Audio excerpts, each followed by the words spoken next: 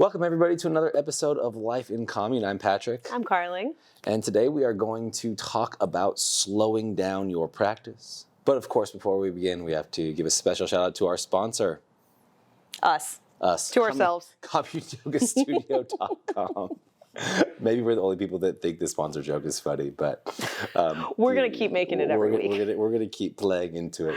You can always practice with us online at CommuneYogaStudio.com, or of course, if you're in the Seattle area, come practice at Commune Yoga Studio in Wallingford, and not so secretly, new location coming your way very soon. So come join the vibe, come be part of the crew. All right, so with that being said, slowing down your practice, Carling, what comes up when you hear that phrase, slowing down the practice? And kind of what does that mean to you as a starting point? Well, I feel like slowing down the practice is one of those things that gets said in yoga a lot, right? Especially because the practice of yoga is quite traditionally and literally more slow than many other physical activities you might do, like when it includes movement of your body. So I think inherently, like the preconceived notion about yoga is that it's slow, that it's, that it already lives in that vicinity. But I also think that's not entirely correct. That's like more the common consciousness of what people think yoga is. 100%. I think the common consciousness, the biggest picture we can see, most people would see the physical activity of yoga as being a slower, more controlled movement-based style for the asana side of the practice. For a yoga student, practitioner, teacher, what does that kind of mean for you? Because I think there's obviously like many layers to this, but at the layer that you're currently at in your experience as an instructor and as a teacher, teacher, student was the word I was actually looking for. Multi-hyphenate. That's the word now for like when you're a girl boss, creator, entrepreneur, teacher, this, that, the other. You know how everyone like has a cookbook, has a thing, has a blog. Now it's called a multi-hyphenate. Let you in on a little, chronically online lingo. Listen, most of these chronically online lingos are so above me. As a multi-hyphenate, I think of slowing down the practice. One, I think I'm pretty slow in general, like in my practice. Yeah. In my practice, I would say. And I don't mean that in a way that's like, oh, it's better or worse. I just mean like my baseline tends to be in that place and during this like last 10 years of my practice, let's call it. I think of the necessity of slowing down as one of those things that you often don't realize until you get to a place in your life or in your practice where you're like, it truly becomes a necessity, right? We forget that like, oh, it might actually feel good to drop down even another layer, and just kind of figure out how that impacts you. I think we often think the way that we can toggle anything, like whether it's energetically or movement or breath work, is that we have to do more or it has to be faster. Or in the vinyasa world, it's like, the only way to change something is to turn the cadence up, the volume up. And I actually think there's so much power, sometimes in like an equally intense direction, by turning the volume down, turning the pace down, slowing down the tempo. You can definitely get a very challenging practice doing things very slow. Yeah. That's a very obvious statement. I think one of the interesting things about the asana side of the practice here, when you start to consider slowing things down, is what does that mean for you? Mm-hmm. So as I think about it, one of the things that comes up for me is the permission to do less. Yeah. Meaning that when you think about the asana side of the practice, it's so broad, which is one of the beautiful benefits of it, because you tend to move through a lot of different parts of your body, which you maybe wouldn't do generally, right? So there's a big physical, mental, spiritual benefit there. But the more you dive deeper into the practice, you're like, oh, I got to do my flow, and I got to do my inversions. I got to do my shoulder overs, got to do my hip overs, got to do my back bends, got to do my, my hamstring stretching, got to do my hamstring strengthening. Like the myth of the fully balanced practice. Yeah, it gets wild. Yeah. And the list, the more you know, the list just kind of gets longer until you give yourself the permission to slow down. And so that's where I start with when I begin to consider a slower practice. For me, that's kind of where it begins. It's like, hey, you don't have to do everything today. All at for once. You, is it more of like a mental like, hey, Patrick, slow your roll kind of thing? Like you have to literally like tell yourself to slow down in an effort to relinquish the need to do more, do everything? Or is it more of a quite literally you are also slowing down your pace of practice? Well, I think I kind of do around 2 practices a day. If I'm being like quite honest. One is an intensely slow practice in terms of time spent, in terms of all those things. It would be, it's more of like an evening wind down routine, I would say. And it's not quite restorative yoga, and it's not quite yin, and there's some elements of mobility involved, but it's probably what takes the most time, if you know what I'm saying. Yeah. I mean, you've seen me do it. I do know what you're saying, because it does take a while. It just kind of takes a while, but I really enjoy it, and it's much more passive in its intention. So there's always that side that exists for me. But 100% what you're saying is also true with the like slow your roll. Yeah. Because what's the way to say it? When you have a lot of interests and inspirations in many different areas, it's very easy to create quite a long laundry list of things you want to apply yourself to, which is fun, but it also, as we've talked about so many times, probably on this podcast and also in trainings and everything like that, growth comes from limitation. Yes. Growth comes from limitation. And so I feel like I'm always playing that balance of opening, expanding, exploring many things, focusing, limiting, locking in, trying to create a new growth awareness. And when I'm thinking of the growth, it's not like, oh, I'm getting it's not result based. Sure. It's more, it can be, of course, but it's learning based as well. How does this apply? How does this make sense? How does this tie into 5 other things? You know, and how if I'm working on spinal segmentation, how does that spinal segmentation then apply to, you know, stepping forward or to back bending or to upward facing dog or any of these positions? So it's really not just, hey, how am I improving the quality of what I'm doing here, but how does that quality then integrate into everything else? I think also the idea of like slowing your roll is an important one as a dedicated practitioner, and especially as a teacher and a learner, like an avid learner within this ecosystem of yoga, especially like capital Y yoga, that's so far beyond just like what is in theory a simple concept of spinal segmentation compared to like the vastness. Yeah. Right? That like spinal segmentation is still complicated. Complicated, but not as complicated as like Vedic history, right?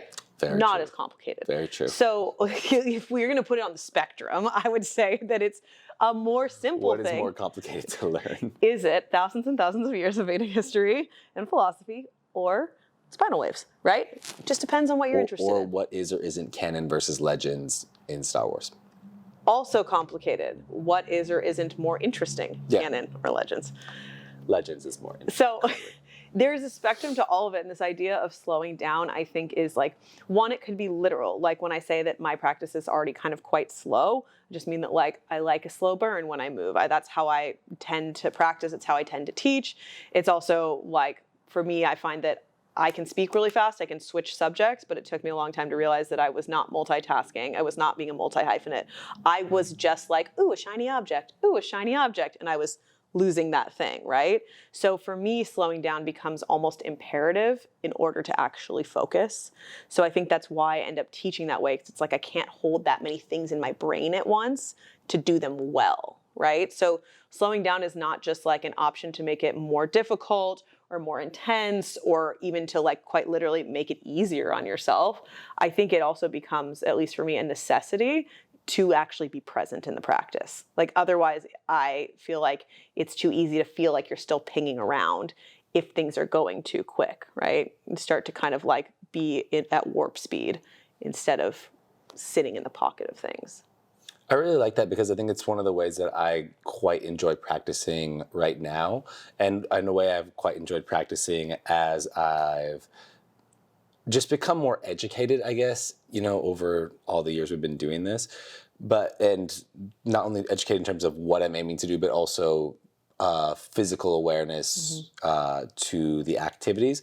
Because one of the really nice ways to practice is like I don't quite know how to describe it, but like a modified hatha style practice in terms of what that means common consciousness wise, mixed with like challenging vinyasa poses, right? So if you do a more slow practice, but then you have these elements of like hard, big inversions or arm balances, but those are really the effort moments in the practice, and the rest of the stuff is a bit more chill, a bit more even keeled, if you will. Like it's not, inhale, exhale, this, that. Yeah, you're pop, pop, doing, pop. but you're not, You're doing, like the wheels aren't spinning at the same speed. Yeah, the wheels aren't spinning at the same speed, but you're still doing some poses that really require, physical, mental, spiritual connection, fully focused in the space.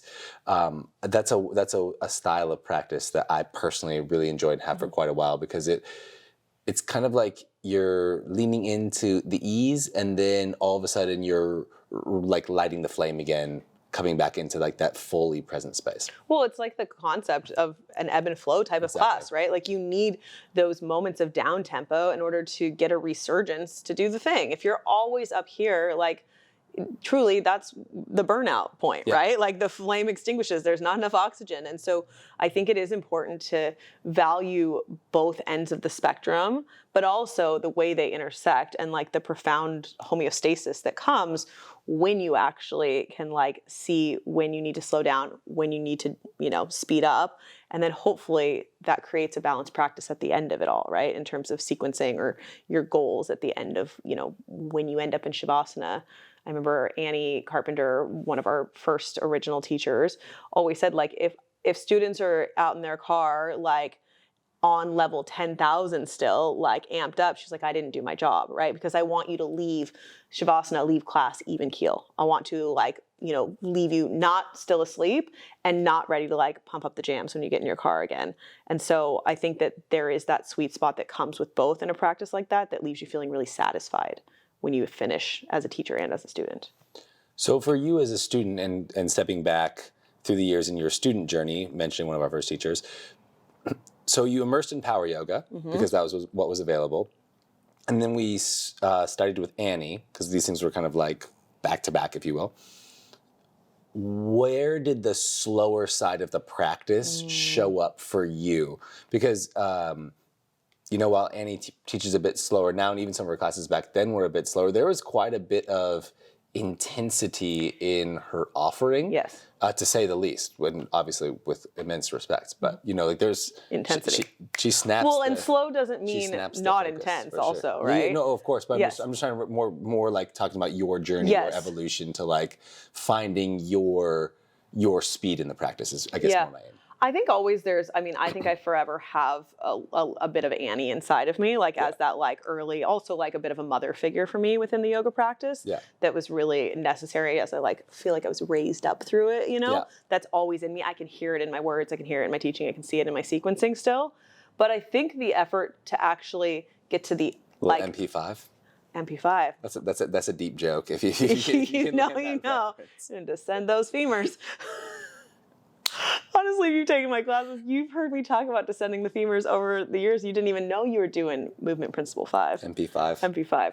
That was a deep cut. That was a deep cut for sure. I think that a lot of it, I was already conditioned to be okay with that slow intensity, and also from even before power yoga, coming from a Bikram practice, like it's a slow burn, literally and figuratively. And so I think that was always in me, but then there is a point where you're like, I like this pace. I like this like approach to the practice, but you also, it's easy to think because something is moving slow and there's a sense of like viscosity around the practice that somehow you're also feeding, let's call it the parasympathetic nervous system, that somehow that's also doing that when it's really not, right? I found that I really needed an actual slow practice to counteract the many years of intensity that came from the Annie LA style of practice that came during that era. So what was next then? Just for the I really, to be honest, fell in love with restorative. Fell in love with restorative, but that came a lot through also an intense, like, I feel like out of nowhere. Maybe it's what they say when they're like, your clock is ticking. This was so far before I had a kid, but like when I was like, I want to do prenatal yoga. I want to teach prenatal. I want to become a doula. this is a thing. I shall do it, and I shall all dive. boxes checked. I was like, I will dive straight in. And there was something about that intersection of like a deep need in my life, maybe like a self-soothing, to be like, this feels harmonious with something that's like inside of me calling for it. And also it was like, oh, maybe I really need to slow down. Maybe I really need some caretaking, and maybe I shall do it for myself in this restorative container. It also felt like something that I think I knew I had undervalued in my practice, right? Like I didn't know anything about it, but I'll never forget going to a restorative class at the OG Exhale in Venice. And I cannot remember the teacher's name. Was it the beach yoga guy? Yeah, the beach yoga. He did. What is his name? Not for the record. 100% That's not his name, and that's not even a derogatory term. But like, there was a class there because we took it, and you met at Exhale, which is very close, or what was it's on Exhale. Main Street. It's on Main Street, and you would meet there, and then you would all walk to the beach. Yes, and so it was beach yoga, but he taught that, and then he taught restorative. Yeah. And he's the one where I truly have nicked his term of creative napping. Yeah, that was like my first real entrance into a deeper experience of restorative. That was like, oh, this is so soothing. Why have I not been doing this? And it really felt like a chance to, I don't know, it was like that season of life just felt like that was what I wanted in my body. And I still had an enthusiasm for the other part of the practice. But it's one thing that I think as teachers, we often do ourselves a disservice, thinking that like what you do, what you teach is the only thing you can do. Or it's like, that's your thing. When actually you become such a better teacher and such a more well-rounded practitioner, like in terms of overall yoga knowledge and experience, if you allow yourself to go on those whims. When you're like, I feel like restorative is my thing right now. Cool. For 6 months, you can do restorative yoga. And it doesn't change your status as a teacher. It doesn't make you any less of a yogi or a vinyasa practitioner. You're not going to lose your handstand. Like, you can just go on a whim and be like, you know what? I actually just want to do breathwork meditation for 6 months, and I want to go on walks. Or I want to go to the gym and I want to do restorative. Like, you can do that. And I feel like that's part of what's made my practice really robust and made my teaching also very multifaceted, is just those weird seasons where I was like, I think prenatal and restorative is my thing. New viewpoints, create new perspectives. Yeah. And it just comes back around because then you're so much more comfortable in something you've lived. But if you resist it and you're like, I have to go to power yoga, that's the thing, I have to go to these classes, I think you miss out on the larger open world of it all. Yeah. Deep psychological question. Okay. Are you ready? I am ready. Did taking prenatal trainings and creating yoga classes for people who were more in the space of care than, let's call it performance for lack of a better word, open up that avenue for you as a student to move into those kinds of spaces? So essentially, like, did offering something for somebody else help you see the value in it and then bring that into your world? Yes. In the sense that it's also a reality check. Yeah, for sure. No, for right? Sure. Like it's a reality check. The things that you think are approachable, accessible, and that is like probably a trademarked term at this point. So I just want to be like, in the broad world of accessible, approachable movement, there are things that you think that are restorative, or let's call it easy or passive. And until you actually dive into the real world of restorative yoga, you realize that like, oh, restorative yoga is actually like effortless. It's not even deep stretching or minimal. It should be effortless, fully supported. Or like prenatal yoga is different than doing yoga while pregnant. Like those are different things. And I just don't think you quite know until you actually put it into your body or spend a deep dive in that training ecosystem to really realize that although there are options that feel restorative and there are options that work well for people who are pregnant or have larger bodies or different levels of ability, it's not the same as something that is actually designed for that population or for that intention of slowing down, of restoration. And I had no idea, because prior I would have just thought the last 10 to 15 minutes of any power yoga class was restorative. I'd have been like, yeah, pigeon, man. Happy baby. Like, we're doing restorative. And just thought that because I was doing less, because I had literally slowed down, that I was living in that bucket when really I had no idea. Like, it's actually a deep well that I was not even getting into. Yeah, had no idea. There are things even now on the next phase where after having been pregnant and have a kid, that I look back on prenatal classes I taught before. You're like, oh. And I was self-conscious. I was like, I've never had a kid, even as a doula. Like, some people want that. They don't want your baggage. That's fine. That makes a lot of sense. But now I'm like, oh, how did I think that was an option? Halfway through pregnancy, I was like, oh my God, I'm mortified that I thought that was okay or gonna work, and maybe it did. But you just don't know till you know. You have to like allow yourself to, slow down and jump into those other things before you even get any sense. And then you still get a reality check anyways. Do you remember when we would practice like the restorative classes in Portland? And if you're, leave a comment, write a message if this has ever happened to you. We're doing a lot of like just like exploring restorative yoga in Portland. And we've done online yoga as instructors and as students since the beginning. Oh yeah. Since we began, like we're taking people's classes online and releasing content online, like just kind of for always. Look, I mean, leave a comment if you were part of our first inversion monthly membership. It was $5 a month. You got 20 inversion tutorials from us. Yeah. It was hosted on WordPress. It was. It was probably circa 2011, 2012. It's earlier than that, I would guess. There weren't that many of you, but if you, thanks for those $5. Respect. We've come a long way. We did have this yoga room though in Portland. Actually, all these memories are from that time. And in that yoga room, it was like baby blue in that house. Mm-hmm. And that's where all my restorative yoga memories are, practicing in that room. Absolutely. Yeah. And so we would take these classes, and you made this may happen to you too, especially if you practice on Commune.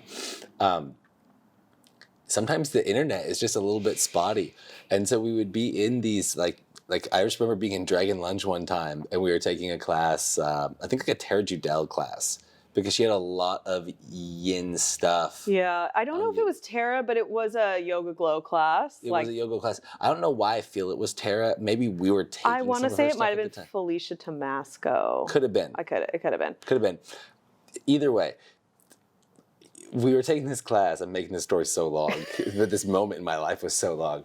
And we're in Dragon Lunch, and we're just hanging out there, and it just feels like we're there for forever. But this is, you're starting to immerse yourself in these slower practices. And you're like, well, I don't know, maybe my mind's just running all over the place, and I'm just like not used to this. And so we were probably there for like 14 minutes or something like that in this single-sided pose.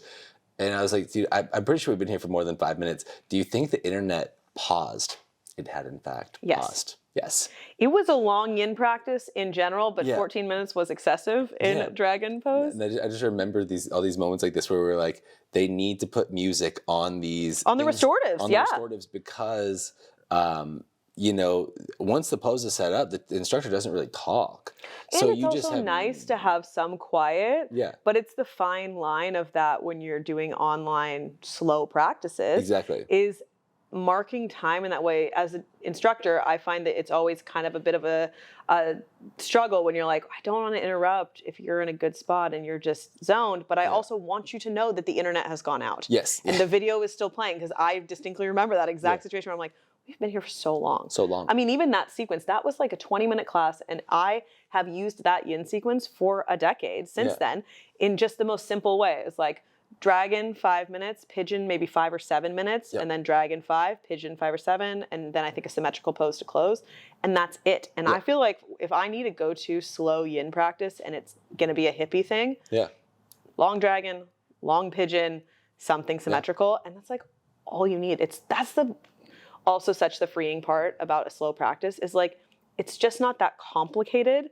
It's complicated up here. Yes. And like to release all that, but the sequencing, you can relinquish so much mental brain space as an instructor and as a student to be like, okay, now I have to deal with being here, but I don't have to like remember choreography and sequencing and cueing. Like, I can speak to the experience of softening and to what's happening, but I don't need to be doing mental gymnastics to remember a sequence and to have an impactful practice. Yeah, it was super funny.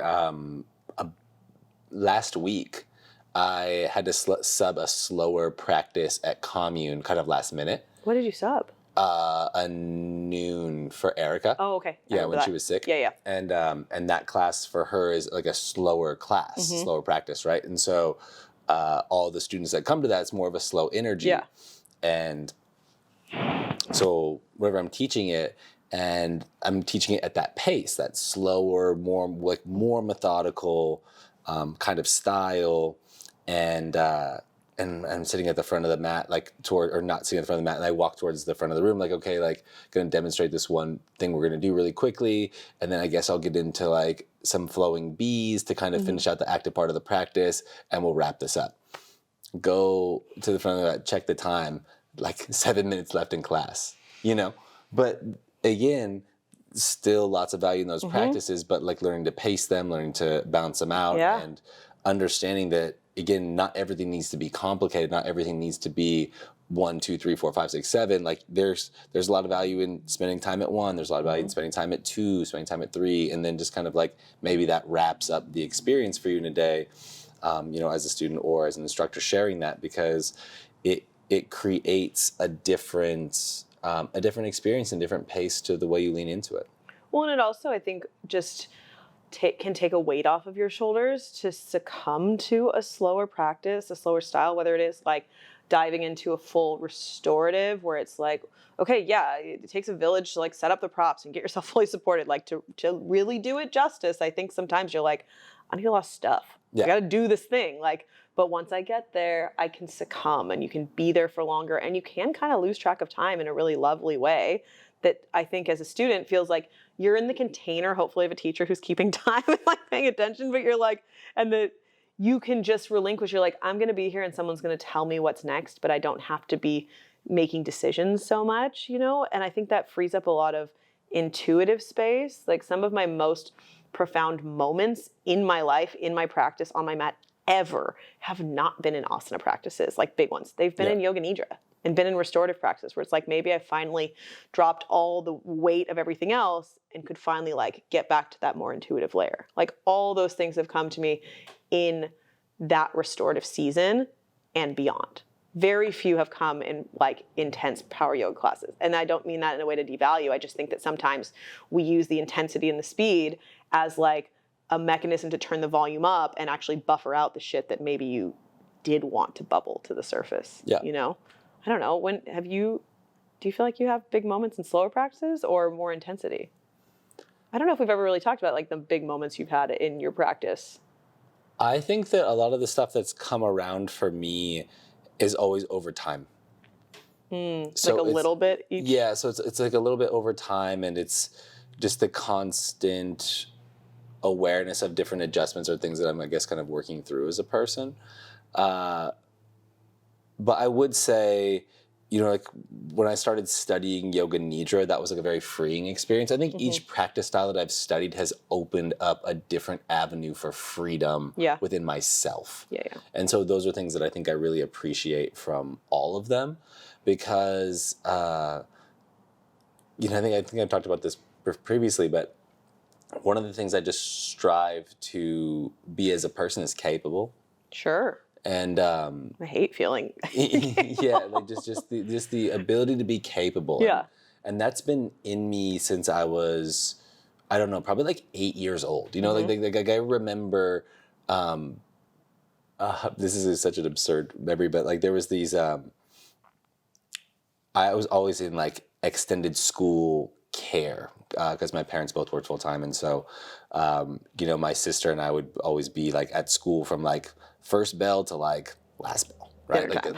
We had to take it into overtime all the time, which was, to be honest with you, pretty fun because there was lots of other kids that were kind of on the same path, and so it was just 2 hours of recess at the end of the day, so not at all a complaint. But I remember that there would be different people that would come in and play with us and hang out with us, obviously because it wasn't the teachers, and I'd be they hold it down, they know what they're doing, they're capable, and I remember that sticking out to me for my whole life essentially, right? I was that these people are capable, they go and they live, they come take care of us, and they go make their food and live in their little house, and that just is what it is. I love that you had a perception of that. Yeah, dude, you know what I mean? That they had a life outside of you. I feel as a kid I was you must live at this school. Yeah. Wow, Miss McKinney.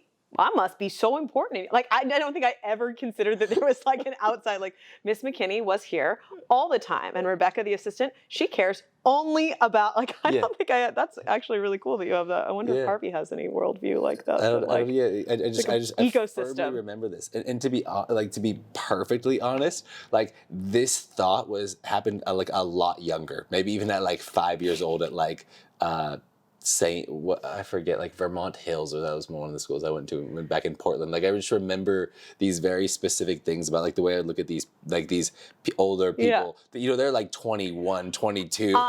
Older is so relative now. I saw a meme that was like the two parents from Rugrats just looking so disheveled. I know you didn't watch much TV as a kid, but like there's Tommy Pickles and then there's the mom and the dad. I know the Rugrats. Okay, but they look a mess, right? There's babies everywhere. There's a daycare in the house. Basically, there's about 30 kids. They're supposed to be like 33.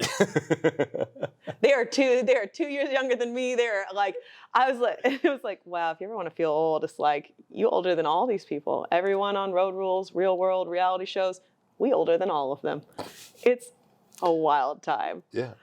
I do wonder, just knowing you, like that observation as a young kid, and then anyone even listening who's a student that like sees and watches your work ethic and the way that you practice and the way that you teach and the intensity within which you do that. Do you feel like that's something that you carry with you as an obligation, or as like, is it burdensome to feel like you want to be capable, or is it a driver? It's definitely way more of a driver. It's like an interest. Mm-hmm. Yeah. You know, because I'm fully at peace with the fact that I'm not going to be capable in all situations. You know, I'm just striving to be capable in as many places as possible. And so like I want to feel, I want to feel the capacity to climb a mountain the same way I want to feel the capacity to be able to go to bed at night with ease. To fall asleep. Yeah. No, seriously. Yeah. Those are like two big obstacles that like I've had to work through, right? Mm-hmm. I mean, like, and we all face kind of different obstacles, different things that are just part of our psyche, or just things that you just kind of have to learn how to do. Yeah. And I think that, as we're talking about slowing down in this podcast, it's kind of like, oh, well, how do you slow down? What do you classify that as? And like, how did you like learn how to do it? And that's kind of why I was leading into a lot of those questions with you, because everybody has their own process with it. And, sometimes it takes, giving something to somebody else to see the value in it for yourself. Yeah. I think that in teaching things that are a little slower, you also get to, it is such a privilege to teach restorative and yoga nidra. And I say that not that it's not a privilege to teach anything else, but you get to watch people have those profound, slow peel back moments in a very vulnerable way that also is really impactful. Like you watch people actually, literally, you can see them soften. You can see their bodies let go. You can see them rest. I love seeing people fall asleep. Like, to me, that is the ultimate compliment, that I have somehow created a container that is supportive and safe enough where they could literally fall asleep. A thing that a lot of people struggle with, to fall asleep, to feel like they can actually relax enough or slow down enough to get to those places. That I think in teaching those types of practices, you see that, and then you also are kind of like, oh, that looks nice. Maybe I should do more of this, or maybe I should do a restorative practice, because you realize the people who are willing to show up, especially in a public studio, to like pay a drop-in price to come be in a container or a room full of strangers and like kind of take a nap. Like, what a wild concept that I think oftentimes we don't value high enough until you see how lovely it is. As a teacher, you look around and you're like, I wish someone would guide me into a nap. It sounds so nice. Like, that sounds lovely. What a gift. That I think that teaching it and diving in also did make me constantly be like, yeah, I'm gonna go home and do this practice for myself. I remember when all this stuff landed for me, like on an even deeper level. We were, this was, probably like 7 years ago or something like that. And it is 7 years ago, 7 to 8 years ago. That's weird. We had this absurd teaching job in Australia, where I was teaching a lot of stuff and working with a lot of stuff for Virgin Active at the time. Oh, I was like, which one? Yeah. But yeah.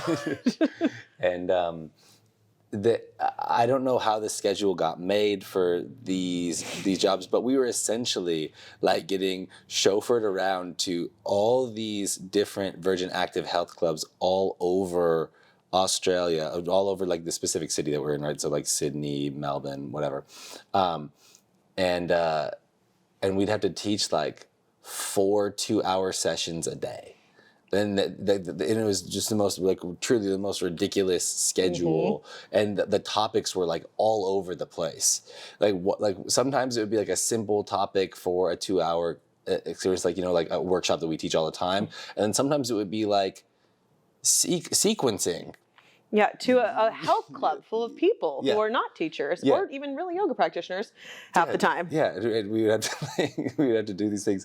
But I remember we were having to teach so many classes. Like I think it was like over we probably taught like 20 2-hour classes, I would say, over the course of the week. Like I felt it was a lot. Like I felt like my jaw was going to fall off, right?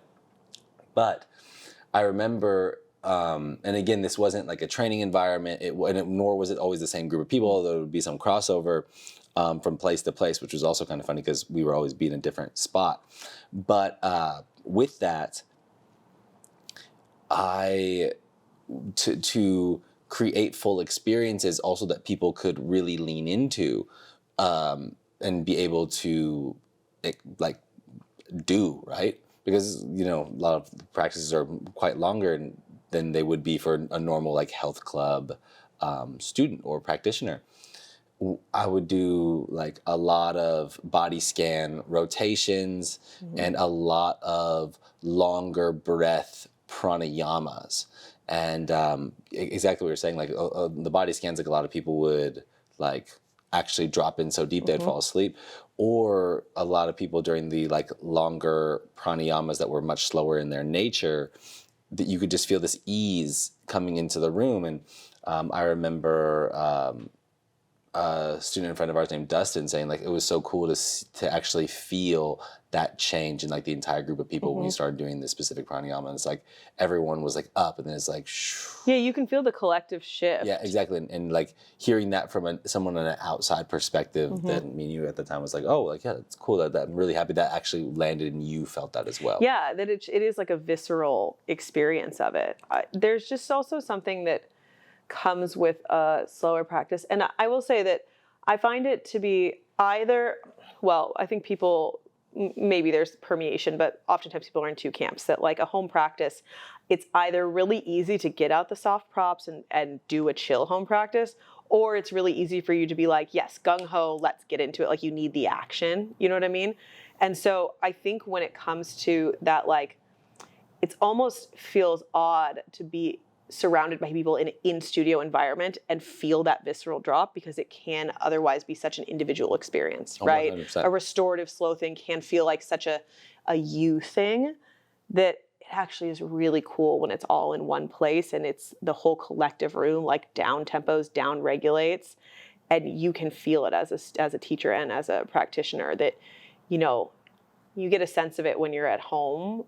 But showing up for those restorative practices, those types of classes, like a yin yoga class, like the yin class on Sundays at Commune with Heather, where it's like Heather has this whole ritual. She sets up all the props. It's very much like she creates a container for you. She takes the work out of it so you can show up and you can slow down without any barrier. And I think that's such a gift, because it even makes it even easier for the whole room to go, like a collective physical and, mental sigh of relief when you're all in the same space and getting to that same regulation. It's like everyone's cycles synced. Yeah, just dropping down, finding a space to chill. Yeah. Makes me want to do a restorative practice. That sounds so lovely. Well, while y'all can't see this if you're watching, there is a mat in front of you. You could, of course, take it. I did one here yesterday, to be honest, and that is on the docket for your May classes. So there is a Restore and Recover on your way right here. Feet up on the couch. It's lovely. With that being said, y'all, have an amazing, amazing rest of your day. Thank you so much for tuning in. I look forward to practicing with you very soon. And take it easy. Peace.